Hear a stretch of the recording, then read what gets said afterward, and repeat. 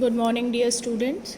In a previous lecture, we have discussed about the FCFS. In this lecture, I am going to teach you shortage seek time first disk scheduling. So I would like to explain with an example.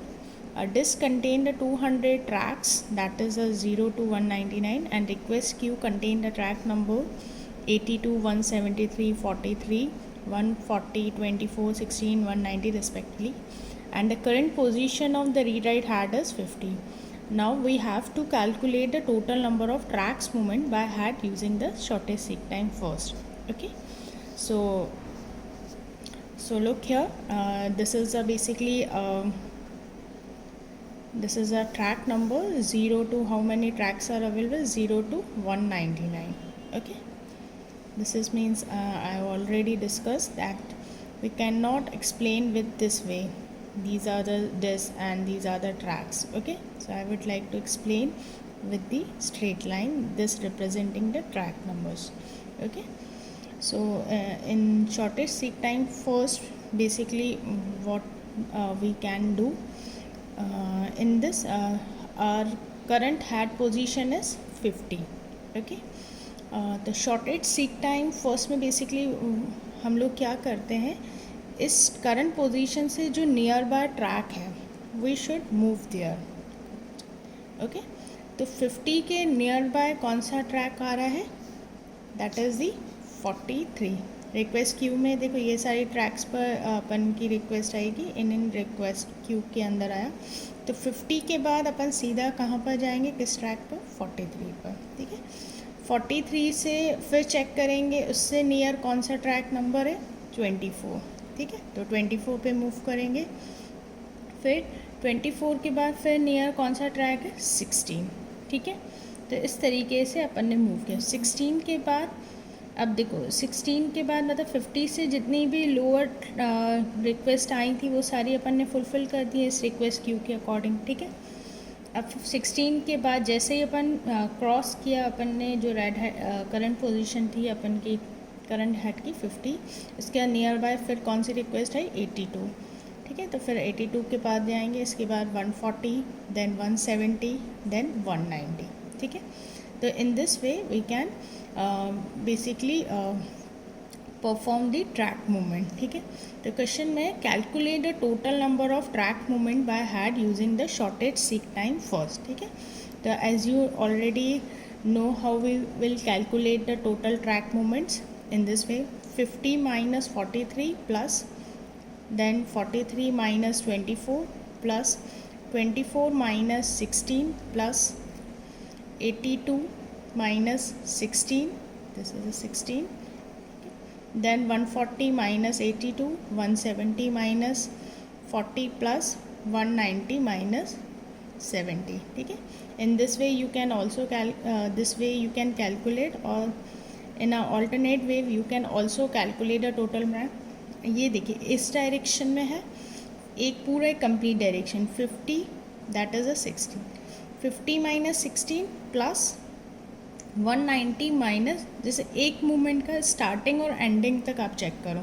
यहाँ starting क्या है 50 और उसका जहाँ वो movement आ रहा है वो उसका एंडिंग पॉइंट हुआ. तो 50 माइनस 16 प्लस यहाँ पर भी यहाँ से जैसे मूवमेंट स्टार्ट हुआ यहाँ पर जाकर एंड हुआ, तो 190 माइनस 16.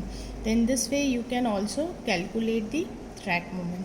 ठीक है, अब इसमें लिखा हुआ है if the read write had takes the 1 nanosecond to move from one to another track, then total time कितना लगेगा, मतलब एक ट्रैक से दूसरे ट्रैक में पहुंचने के लिए कितना टाइम लग रहा है, 1 नैनोसेकंड. अपन ने अभी जो भी टोटल ट्रैक मूवमेंट इनके सपोज करो 20, मैंने अभी फाइंड आउट नहीं किया, मैंने ऐसे एज्यूम किया, सपोज करो 208 ट्रैक मूवमेंट्स हैं.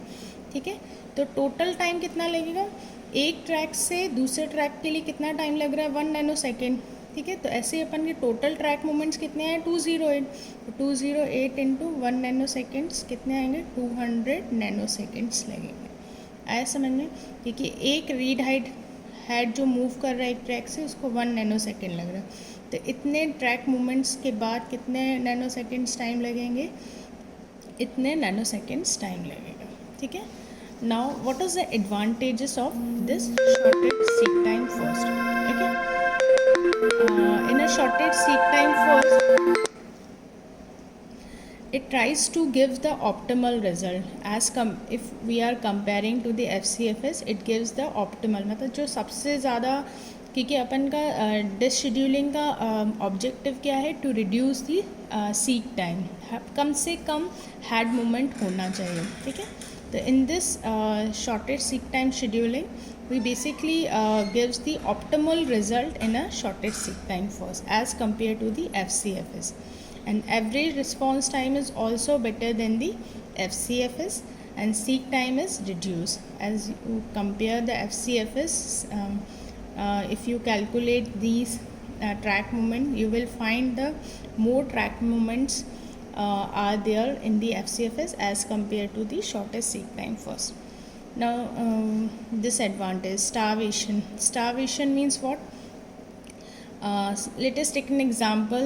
Suppose the request queue contains a track number 40, 61, 30, 20, 50, and the current position is read write head is 50, ठीक है. तो जैसे सपोज करो 50 पर उसकी करंट पोजीशन है रीड राइट हेड की, तो अपन नियर बाय, अब मैंने बोला था कि शॉर्टेस्ट सीक टाइम फर्स्ट में अपन मूव करते हैं, तो 50 के नियर इस वाले रिक्वेस्ट क्यू में क्या है 40, फिर 40 के जस्ट नियर हेड कौन सा होगा 30 ट्रैक, फिर 30 से नियर कौन सा होगा 20, 20 से नियर 10, ठीक है. उसके बाद जाकर अपन 61 की रिक्वेस्ट को फुलफ़िल करेंगे, ठीक है. तो यहाँ पर स्टारवेशन हुआ क्योंकि ये रिक्वेस्ट क्यू में 61 अराइव तो हो गई थी, पर इसकी जो रिक्वेस्ट कब फुलफ़िल करी गई 30, 20 और 10 की रिक्वेस्ट के बाद, मतलब जैसे यह track read write had move हुआ उसके बाद यहाँ पर 61 की रिक्वेस्ट को फुलफ़िल किया जाएगा, ठीक है.